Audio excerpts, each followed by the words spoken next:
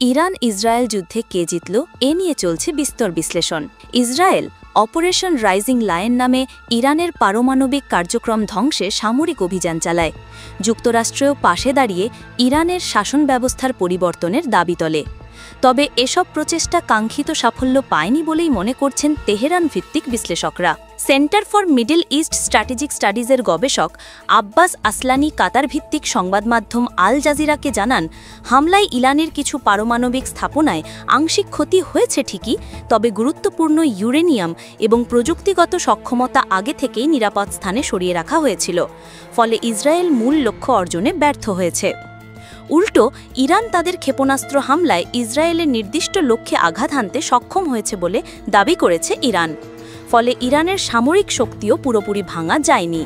যুদ্ধবিরতির পরবর্তী সময়েও ইরান সতর্ক অবস্থান নিচ্ছে। অতীতে গাজা ও লেবাননে একাধিকবার চুক্তিভঙ্গের উদাহরণ তুলে ধরে ইরান এখনও স্থায়ী যুদ্ধবিরতি নিশ্চিত করেনি। সব মিলিয়ে বিশ্লেষকদের ধারণা, সামরিকভাবে কোনো পক্ষ একক বিজয় অর্জন করতে না পারলেও কৌশলগতভাবে তুলনামূলকভাবে ইরান লাভবান হয়েছে। যুক্তরাষ্ট্রে ও ইসরায়েলের কৌশল ব্যর্থ হয়েছে বলেই মনে করছেন তেহরানের বিশেষজ্ঞরা।